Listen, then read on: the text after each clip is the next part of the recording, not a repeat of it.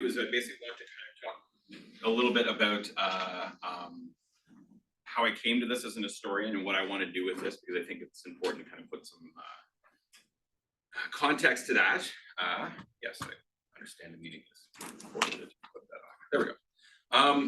And then I'm going to basically look at how large language models are trained and how they work, just so that everybody's kind of on the same page. I'll rush through a few things there, so if you have questions, you can kind of come back to me later. But to understand how they work, I think is really important for figuring out how we can use them as tools and why we can do certain things with them and not others. And then I'm going to do a demonstration of a couple of tools that I've built and been working on, which, you know, of course, this is the way AI works, that as OpenAI releases new models, some of the things you spend 6 months working on, you realize, well, they're kind of redundant now that these new models can do some of these things, but it's the way this stuff kind of goes. All right, so I kind of came to this research in a roundabout way, right? I used to be a military historian. I did some computer sciencey type stuff back in the day. I used to run a website, I ran the CHA's website for a while. And I did that kind of stuff. Did some machine learning that I wouldn't have called machine learning back maybe 15 years ago when we were translating the German official histories of the First World War, myself and a colleague named John Maker. We trained a model using a program called Abby FineReader to read German fractal script. We didn't know that's what we were doing, but that's, in fact, in retrospect, what we were doing. It was a form of machine learning. And then I ended up in a project where we digitized about 10 million pages of First World War veterans files. And the thing about that is these were all images, and there's not really much you could do with them, right? It's all this locked in data. And it was a great project to preserve these records for future students to use. As director of a research center at the time, it was a great project. But going through them became a problem. We spent 7 years having students spending like 6 students a year going through and just indexing the 200,000 files. And the indexing was just adding a name and a service number so that people could find an individual file and put them together as PDFs. But if you wanted to find, you know, all the soldiers who had tuberculosis or shell shock, it was hit and miss. You had to do a sample, randomly go through, and it was just random whether you got somebody or not, right? Well, pandemic happened. I left that aside, and I found a research project I could do kind of sitting on my couch, which was researching family history. And I ended up getting interested in the fur trade. And then I spent another year doing a project which I published as an article, but literally took a year of research. I took 350 voyageurs from one parish in St. Benoit Parish outside of Montreal. My family, actually, parts of my family came from.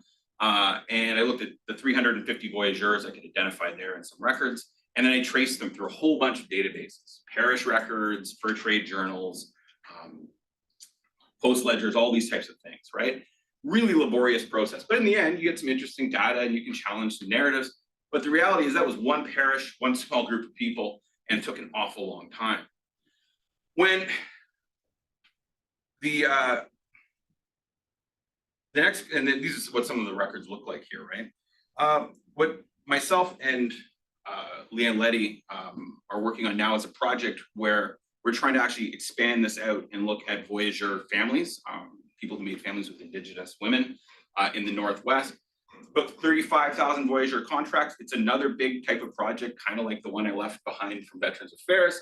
And the big problem with this is, what do you do, right? How do you actually make this data useful, and how do you access things that are so hard to kind of get at? Well, the research question we developed when ChatGPT came around is I thought, this sounds like maybe something that AI could do. And at that time, when ChatGPT was first released in fall of 2022, it most certainly couldn't do this. But increasingly over time, we've begun to see that there's lots of different ways that you can actually use AI to speed up this type of research, from the transcription of historical documents to the actual analysis of the records, the generation of and collation of information, a whole bunch of the kind of the processes that go into doing historical research before you get to the analysis and the writing stage at the end, right? So that led me to get really interested in AI. And I spent the last couple of years, and again, kind of I was always sort of interested in this. I was always kind of involved in programming to one degree to another, but I left it behind for quite a while. And I've certainly spent more of my time now working on this than I do on history and on programming. And what I guess I found, why I find these models so intriguing, is that most people think of them as being chatbots, right? As simply chatbots you can go and have a conversation with. And the reality is that the engines that underlie these chatbots, the large language models, can actually do a lot more than chat. In fact, when you create a foundation model, they actually don't chat very well. You have to train them to do that through fine tuning. And there's a lot of capacity within these models to actually do a lot of the types of analytical tasks that I wanted to do with those veterans records and that I want to do with these fur trade records now, right? And to me, the real promise of these models is that you can take huge amounts of data and do new things with them, right? Things that would have been possible before, but would have taken a lifetime or many lifetimes because of the manual labor involved. To understand how this works, I'm going to show you a couple of tools in a few minutes here. I think it's important to just think about how these models actually function and why they do the things that they do, okay? So large language models are transformer-based neural networks, right? And what this effectively means is that they are modeled. I'm going to use some shortcuts here for anybody who might be fairly familiar with this. I'm going to cut some corners, but just to make it intelligible. These neural networks are modeled in the human brain, and they're effectively organized in layers, right? And just like your brain has a series of neurons which are interconnected, the way we process thought is, if there's an input from your senses or from, that goes into the neural network in your brain processes it by firing one neuron to the next. That's effectively how a large language model works as well. There's an input, processing, and an output on the other side, right? The difference is in an artificial neural network, those neurons effectively are weighted numbers. If you look at what a large language model looks like in its raw form, it's just a series of numbers in a grid of giant matrices, right? And what those numbers do is they basically filter or control the inputs to the outputs. They map the inputs onto specific outputs. And they go through this giant grid of matrices multiplication, and that's how you end up with, a question to an answer effectively. It's more complicated than that, but kind of in a very basic level. That's what it looks like. So how does this actually then translate into being able to do interesting things with these models? I guess for me, what I find fascinating about this stuff is that most of the people who created these models, when they were creating them, had no intention of producing a model that did the things that these models do, right? Transformer-based neural networks started off as being an attempt, large language models, an attempt to improve translation. We remember what Google Translate looked like 15 years ago. The intention with transformers was to make it better, right? And as these models get bigger, the neural networks get larger, the number of artificial neurons in them increases, the amount of training data you can run through them grows. You end up producing models that can suddenly do things, which you call emergent capabilities, that nobody anticipated. One of those is coding, as an example, right? If you read enough Quora and Reddit posts and Stack Overflow posts on the internet, you eventually apparently learn how to code. And now these models can code, right? And they've been able to do that for a while, and they keep getting better and better. What models are doing with that text, I think, is often misunderstood by people as well, right? There's this perception that the models have a database inside them which stores information, and then they go in and simply retrieve information like we would with a search engine. That's not what's actually happening. When you're training a model, you're passing information through it for a completely different purpose. It's not reading that information to memorize it.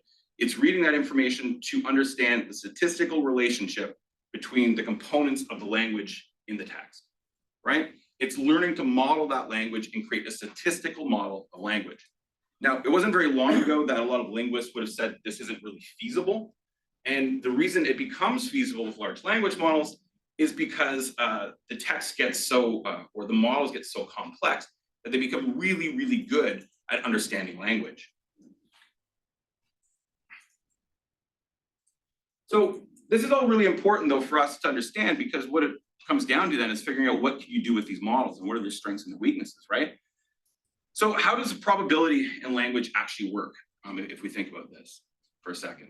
Well, if you take a given text, you can calculate within a given text the probability of how a sentence is going to be completed. And in this case, I grabbed this from an example that was published in a very long paper several times, right? You can imagine the sentence, the best thing about AI is its ability to, and it appears, right? You can finish that sentence in a number of different ways. And you can actually map out the frequency with which each of those responses can finish that sentence. You can map that out fairly easily if you have the known kind of end result, right? This is how autocomplete works. It's just basically you're typing something into your phone and it's guessing based on a frequency table how to complete your sentence. It's why it often gets it so wrong, so very often when you're typing on your phone, right? What you're doing with the neural network, though, is you are trying to do something similar, but you're trying to go well beyond the simplicity of autocomplete, right? And you're trying to be able to get a model to actually learn how language works beyond just kind of those simple associations. And that's really difficult because language functions in very, more complicated ways than we often think about it functioning. If we just pause for a second. So think about this sentence. It's odd because it takes a second once I click it here for it to show up on there, so I apologize. Look at this sentence for a second, right? The dog did not cross the street because it was too tired. What's it referring to in the sentence? The street. Yeah, exactly, right? The dog, right? But if you change the one word, right, it does refer to the street, right? And so this is just a very simple illustration of semantic context. In order to understand what the word or what the sentence means, you actually have to understand the context of the sentence. It wasn't very long ago, it was probably, 3.5 years ago that Michael Woolridge, who's a very prominent AI researcher in the UK, wrote a book called A Very Short History of AI, or a very brief history of AI. And it's kind of, I really like his work, but I kind of pick on him in these things because in that he makes this claim that there's no way that in the near future language models are going to be able to parse things like this because it's just too complicated in language.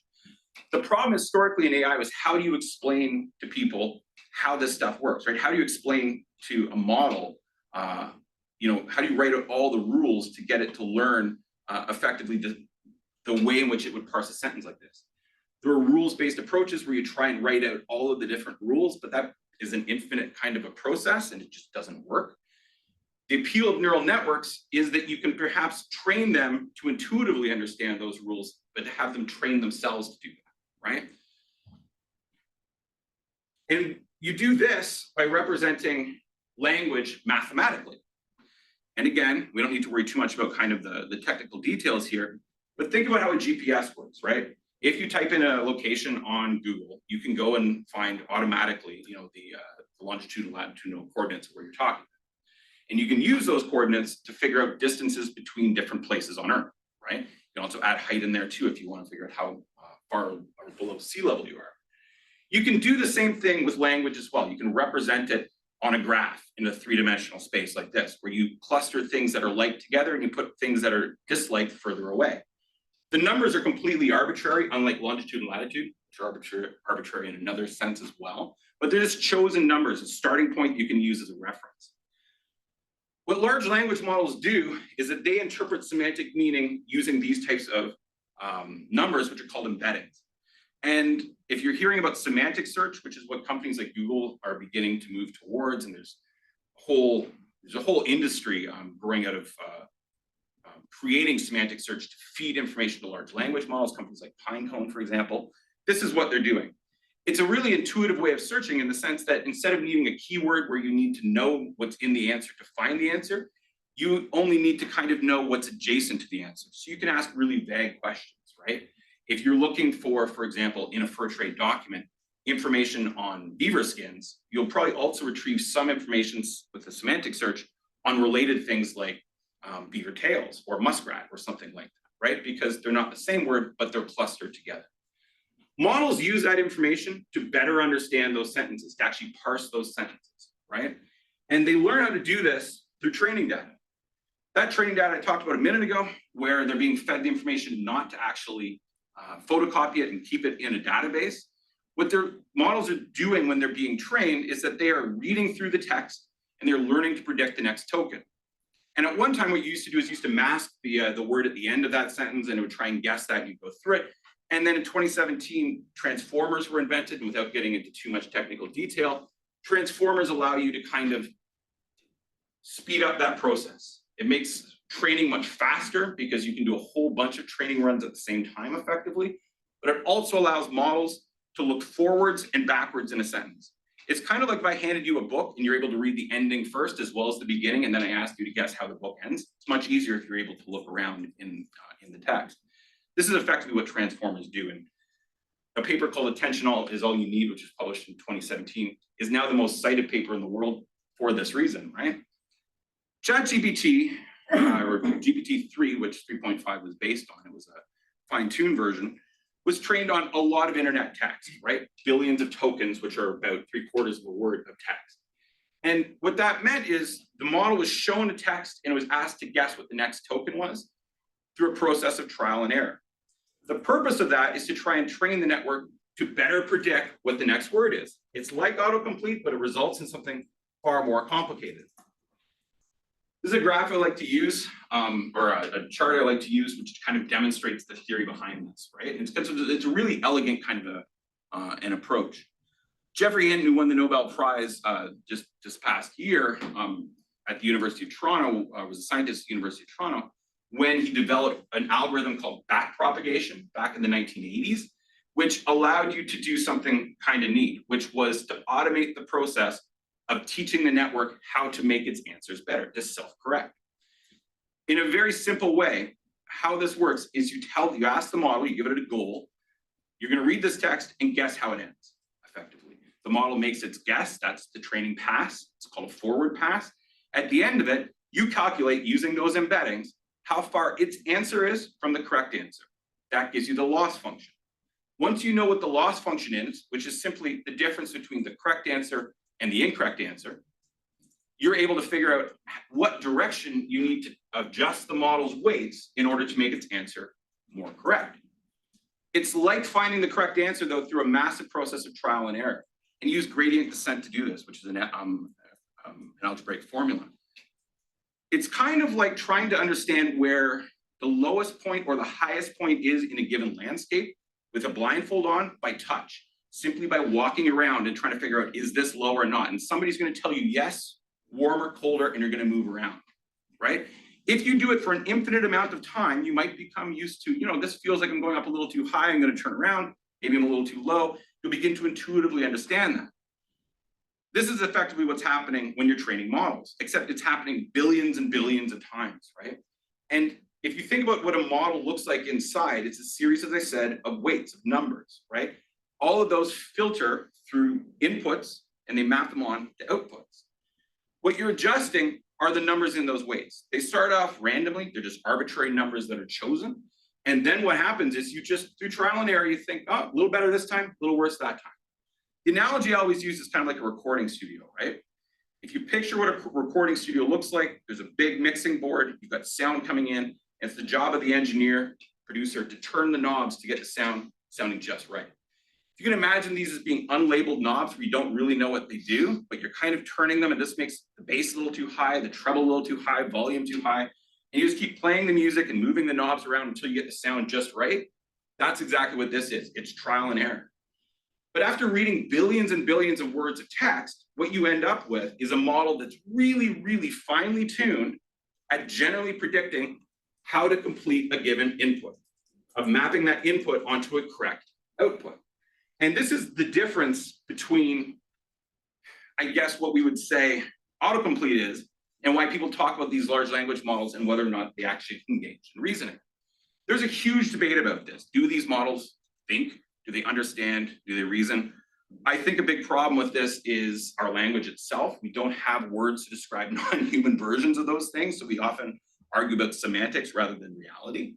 And in a practical sense, when you use a large language model and you ask it a question, it certainly understands you to the extent that it can parse what you say and produce an output that is rational given the input, right? That's a pretty basic, level of understanding.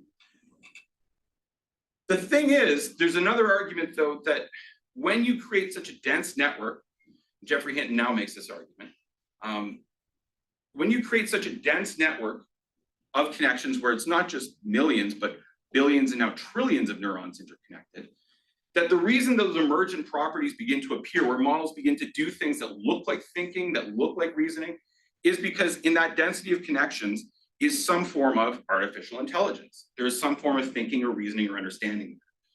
To me, those debates are philosophical largely. I mean, they may be computer science debates to a degree, but they're philosophical. We can't look inside the models and see what's actually happening. That's why they're called black boxes, right? It's a very strange system where you put an input in, something happens, you get an output, but we don't know how you get from A to B. We don't know the thing that happens inside the black box. What we do know is that the outputs can be meaningful and useful, right? It's why we begin to see things too, where you probably heard about DeepSeek, which came out a couple of weeks ago, which tanked NVIDIA's stock. And the reason for that is these models are trained in a slightly different way. So there's not just the density of the training data and the network that's important, but how long they're given to think, quote unquote, about a given topic after being asked a question, right? The latest model, I'm going to show you an example of this a little later on, is from it's called Deep Research, and it's from OpenAI, and it is getting annoying how there's like, DeepMind at Google, DeepSeek at DeepSeek, and Deep Research at anyways, it gets very confusing. But Deep Research at OpenAI is a model that you can kind of turn loose on a problem, and it will think for up to 30 minutes before giving you an answer, right? But what's happening during that thinking process is it's actually exploring multiple possibilities for answers and going through them and eliminating certain branches in the tree to pursue while pursuing other ones, and then eventually narrowing itself down to the correct answer. It's all based on probability though, right? These models are stochastic in the sense that they are basically choosing the most probable output. But the strange thing is the most probable output is often also the correct output. And as we see models begin to spend time on reasoning through these test time training models, TTT models, as these new reasoning models are called, is that the answers also become increasingly more reliable. Right now with a reasoning model, you end up with, the latest reports are suggesting some of these models have, a better than 99, and change percentage accuracy rate on some of these tests to look for hallucinations, which are effectively errors that they're making in their reasoning. It means we're eliminating increasingly a lot of the problems with large language models, right? The reason I found that this is so intriguing is there's a lot of stuff that's intrinsically natural for a large language model to do. That's also what we do as historians, right? One of those things is transcription, as an example, where you are mapping an input onto an output. That's a task that is very similar to the types of things that models are being asked to do. We also, as historians, frequently try and get our graduate students to go through material and find concepts that are related. Well, that's very similar to the way in which models work with embeddings and semantic search. So there's a lot of kind of natural overlap there. If you think about how the models work, you can begin to think about the tasks that they might actually start to excel at. The limitations, though, up until about a year ago, were pretty severe. GPT 3.5, which is the free version, people would have been, or the original free version, 4.0 is now the free version. It hallucinated a lot, right? On that reasoning, that hallucination test, it got well below 80%, I think, which meant it hallucinated frequently and easily. You could gaslight the model very easily into telling you the wrong answer, all these types of things, right? Increasingly, hallucinations have become less of an issue.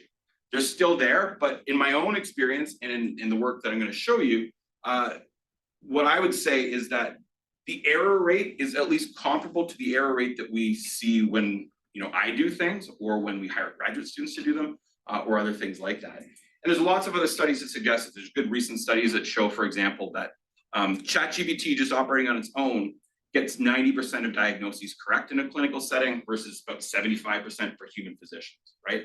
And I like that study because it was done by a group that actually thought they were going to show the opposite, which tells you that it probably isn't. It's a robust study when you actually go through it. And that, bears out my own kind of experience and intuition anecdotally, as well as some empirical stuff that I've done. There's still issues with the training data. These models are a product of the material that they are trained on. They don't memorize the material in the sense that they don't photocopy it, but they memorize the probability that it exists. And so the example I always give is that if you've heard about New York Times lawsuit against OpenAI, well, the lawsuit basically says if you give the first paragraph of an article from the New York Times to ChatGPT, it can spit out mostly the rest of that article. The problem is the model isn't doing that by retrieving the article and printing it out. It's that those first few lines of the article actually increase the probability that the article will complete in the original way it was written. And as a result, it rates it that way, which is a really weird way to think about it, right? These models are so complex inside that you can't get your head around how complex they are, right? One last thing on that before I get to kind of the more research-oriented stuff here. If you think about that embedding space I showed you, the example I had 3 dimensions to it, right? Real embeddings models have somewhere around 3,500 embedding or 3,500 dimensions or more, each dimension accounting for a different way in which you're placing a concept in space. Humans can't think beyond 3, maybe 4 dimensions, right? It's impossible. And Jeffrey Hinton has this joke when he does lectures, I'm going to borrow here, which is that if you try and ask somebody to picture 3,500 dimensions, they picture 3 dimensions and think it's bigger, right? Which is how we do it, because you can't actually do that. But imagine that across trillions of neurons, right? It's a space that we can't really fathom. It's why all models are on the inside is just a table of numbers. But if you were to download something like ChatGPT, it would fill up multiple computer hard drives, giant hard drives, with just numbers, right? It's amazing to think about the scale of the matrices of probability that are being created in this training process. That's how they're able to actually spit out this material. What I wanted to do, though, is move beyond chatbots, because the weird thing about these models is they actually aren't designed to be chatbots. When you train a foundation model, it's usually an instruction or a completion model, which basically means that, I've interacted with a few, they're very alien, right? You have to do something like, you have to start off a sentence, the First World War started because, and then you give it that prompt and it will complete it, right? You can't ask the question, how did the First World War start? It doesn't know what a question is in that sense. You actually have to fine tune a model to question and answer. The neat thing with those large language models then is that they are kind of like artificial brains, go with me on this for a second, that you can offload tasks to, right? Where you can, in theory, get them to just do things for you that have nothing to do with chat and cutting and pasting stuff into chat windows, that have far more to do with actually, just solving very practical problems. If you try to, work with documents in ChatGPT, it's a very cumbersome process. You've got to, cut and paste, you got to move stuff around. There's new models that are making that a little bit easier. I'll get into in a bit. But basically what I'm describing here is a form of what people are now calling agents. I don't want to get too much into this because agents are kind of a whole other story, but effectively AI agents are tools that can go out, AIs that can go out and do things for you in the world effectively, right? I'm talking about a very sheltered version of an AI agent, one that is a tool that does a specific kind of a job that you can ask it to do and control, versus an autonomous agent that you would turn loose on a research task, right? To me, I'm really interested in those tools, right? Trying to create tools that would speed up some of the things I want to do, and most importantly, let me do projects that I've always wanted to do, but were simply too big to approach kind of from a manual point of view. So that's how I got into building things like Archive Pearl. And Pearl is named after my smartest cat, because my family has 3 cats, which we shouldn't have, but we do. And Pearl is definitely the smartest of those ones. I don't know why we chose that, but ultimately that's the name that ended up sticking with this. So the original goal was to try and use a model to do transcription. If you're not familiar, there is a program called Transcribus. You can go through it. It's run by a consortium, mainly of European universities. It costs about 25 euro cents a page to do a transcription. The transcription's pretty good, but it's always filled with errors. And I kind of came to this in a chatbot way of putting in the transcript along with the original image and saying, correct this. And ChatGPT originally did a pretty good job of making corrections based on the transcript. But then I began to think, I don't want to cut and paste all of these images and transcripts into ChatGPT. It would be much nicer if I could just say, take all of these files and do it. When GPT 4.0 came out a little over 6 months ago, I guess now, it was multimodal in a real way. And you could actually get it to do the transcription for you, much cheaper than you could do through Transcribus. And so what I started to work on was a tool that would enable us to actually transcribe documents and automatically, big bulk documents, and then to move on from there into the analysis of those documents.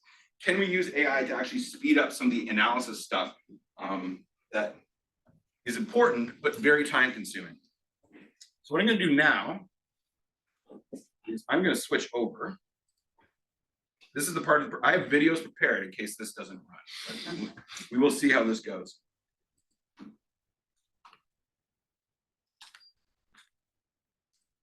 Going up there, Sean? Yeah, we're seeing it all. All right. Everyone's holding their breath. So this is a very simple kind of graphical user interface that we created, right? And what you can do is you can import images. In this case, this is just my test group that I brought in here. You can do up to about 1,000 at a time, but 18 is a little bit faster. So I've just brought in images here. This is from the papers of Joseph Frobisher, who's a fur trader there at McGill University.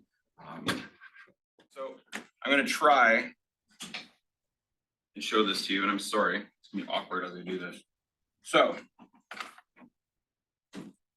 we have a program like this, and I do need my glasses. Getting old. There was a time I could have faked that, but I can't. Okay.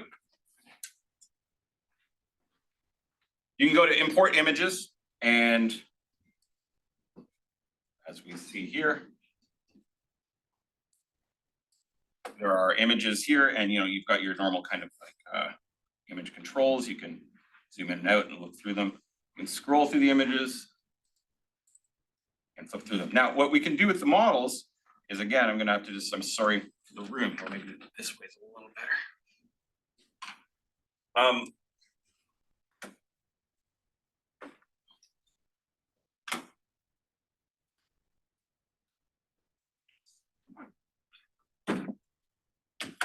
I think my computer's, oh no, there we go. We're good now. I gotta do this. This is terrible. All right. What I've done here is we have a series of settings. You can't really see this, but they're settings windows. And what you do in these windows is you write a series of prompts, right? Because effectively this is what you're doing.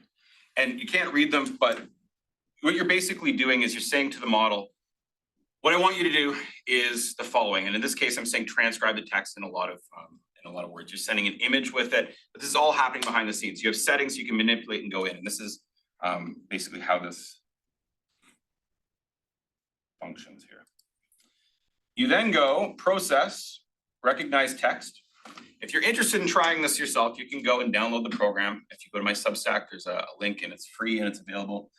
And what's happening right now is you're sending all 18 images to a specific large language model, which is then processing them. They come back and there's your transcription, right? And it's transcribed. I can see. It's transcribed all the different pages, right? And so you can do this for 1,000 pages at once. You can do this for 10 pages, 20 pages. 1,000 pages is going to take maybe 2 minutes. 20 pages takes whatever that was, usually about 20 seconds. Now, what's interesting about this is you can also correct the text because there are errors that are going to be in here. If you use the same model to correct the text as you do to actually do the text, you get errors. More errors actually in it than were originally there. But if you use a different model to correct the text, you get a better result, about 50% better. And the reason for that, that's why understanding some of the numbers is really important, is that when each of those models are trained, they end up with a different series of weights, which means a different way of calculating probabilities, right? And to understand that, or to think about that for a second, it means that when the text is generated, the initial kind of transcription, that's the product of one set of probabilities. If you ask it to correct based on those same set of probabilities, you get kind of the same answer, right? It's kind of like asking you to self-correct your own work. If you get a different model with a different set of probabilities, you get a slightly different answer, a different take. It's like having a friend edit your work, as we tell students to do. So if we do that here, I don't need to do your work, but take a look at the work to help, right? Or somebody at the Writing Center or something. Correcting the text is a little bit faster. And so in this case, we use Gemini 1.5 to do the transcription, and then we use Sonnet 3.5 to do the correction. And then you get a corrected text. And when we've gone through with trials to see how good it is, we're talking about a text that has a word error rate of somewhere around 5 to 6%, which if you know anything about how this works, Transcribus is somewhere around 19% if you aren't fine-tuning a model to do it. And those percents really matter. The 5% here is often differences in capitalization, punctuation, stuff like that, especially in historical records, which is a very, a manageable type of an error to deal with very often. And even when it gets words wrong, they're very often synonyms, which is interesting, right? And this happens very rarely, like maybe, 1 in 1,000 words might be one of these, but we've seen, for example, furs change to pelts or to skins. So the meaning doesn't change, but it becomes, again, it's the probability of, how to complete that sentence probably which influence that, but the meaning is there. So if you're looking for it, like you need to check it, but it's not like it's saying, banana suddenly or something like that, right? The other thing you can do with this is you can then process the text and you can ask it to do things like get all the names and places mentioned on the page, right? And when it does that, you can then go into the highlighting section and you can highlight all the names, boom, immediately on the page. And you can highlight all the places, and it highlights places a different color, because often in my work, those are the really important things you have to get right. and that the models are actually really bad at, at predicting the probabilities for, right? Names, especially historical ones, can be spelled in different ways. At some point, it just becomes a bit of a show, but that's okay. So basically, is a transcription agent. Yes, yes, essentially part of it. Yes, which you put a lot of work in, and Yeah. now you could just make it much easier with the O3. Well, I'll get to that in a second, all right? Because it does a little bit Yes, more you now. have a lot more features to it, but potentially you could do that with. O3, the weird thing is the reasoning models are less are not as good at transcription as the other models. And they think about it too long and they end up with more errors or they time out. It's an actually strange thing. The last thing that I need to do here is I get it to segment the pages. This is a letter book, so what you end up with is letters carry from one page onto the next. In order to further process this, you need to put the letters together, right? So again, you ask the model to go through and basically put page breaks in where they should be, so you can reassemble it. And it does that by inserting, little page break markers in there. We can then save this. Let me just turn this for a second. I promise your finding aids are coming, Sean. Yes. I'm just saving it and then I'm opening up a second tool. So once you've got the stuff transcribed, there's other things you can then do with it, right? You now have in this tool here, all we have is segmented letters. So we're able to see the full letter text here that's been assembled together. And you can kind of at the bottom, if I adjust the height of the window, you can go through the different pages that make up that document there. And so you can kind of visually reference what you're seeing. You can go through and get the citations for each document or get the metadata. So it can go through and it can figure out who's the author, what date was it created, who's the correspondent of the letter, where were they writing to, and it populates, if you can see here, in the fields on the side, provides a summary of it. And again, you can do that instantly, almost, for all the documents in the file.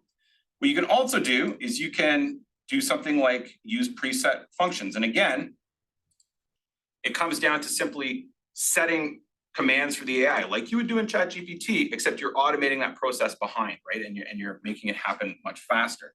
In this case, I've got a letter book setting where I'm asking it to extract specific information from the letter book, right?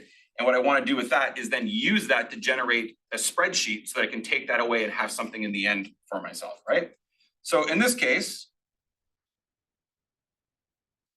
I just analyze all the documents. And it goes through and it generates this for each of the pages. And again, I have a hard time seeing, there we go. You can scroll through and it's in that amount of time, it's pulled out all of that data here. And the fields that I've asked it to pull out are stuff like the date, the place, the author, correspondent, all of those types of things, right? I have another one I won't show you now, but it does the same thing with parish records. So it pulls out all the information from births, marriages, baptisms, and stuff like that. You then generate a CSV, which is a type of a spreadsheet. And I had the folders all ready to go, but I'm gonna have to bring it up in this way here, 1 second.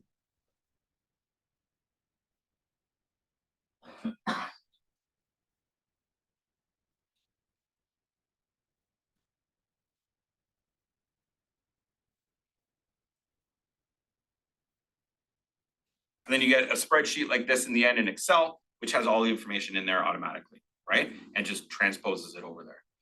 You can also do something like this, where you can use that same information to generate a finding aid.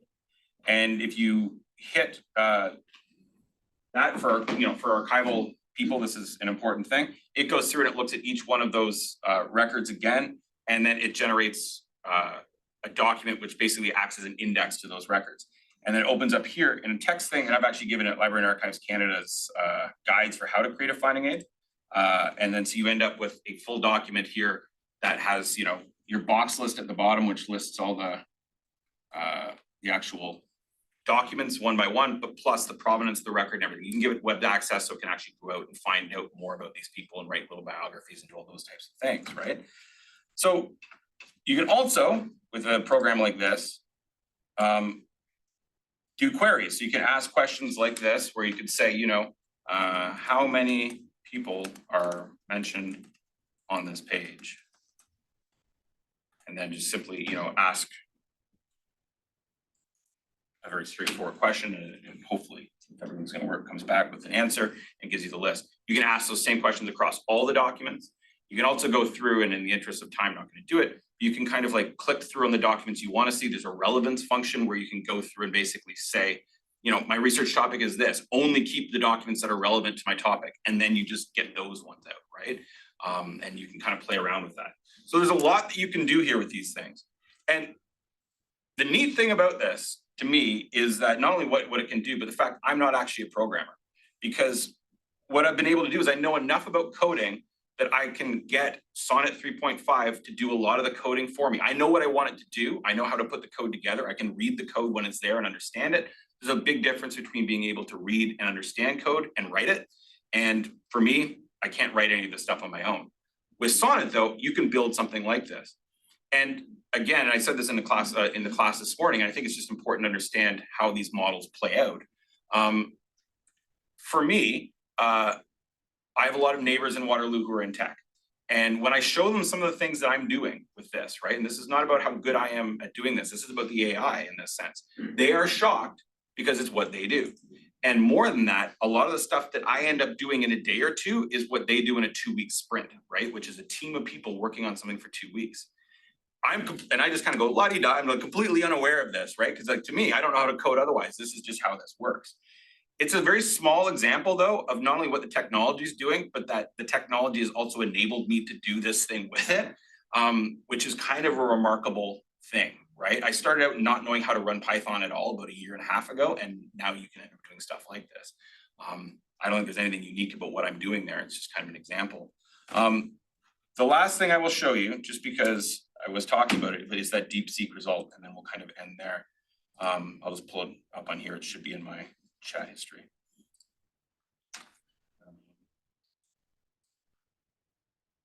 Yeah. So this is what the deep research model looks like, right? When I was talking about that before, if I can scroll all the way up to the top, that's how much it wrote. So I just asked it a fairly simple question, gave about a paragraph, telling it what I wanted to do. It then follows up with, if you see on here, a few questions that it asked for follow-up for clarification. I give it a little answer. It goes away, thinks for, I guess it says 16 minutes. It felt a little longer than that.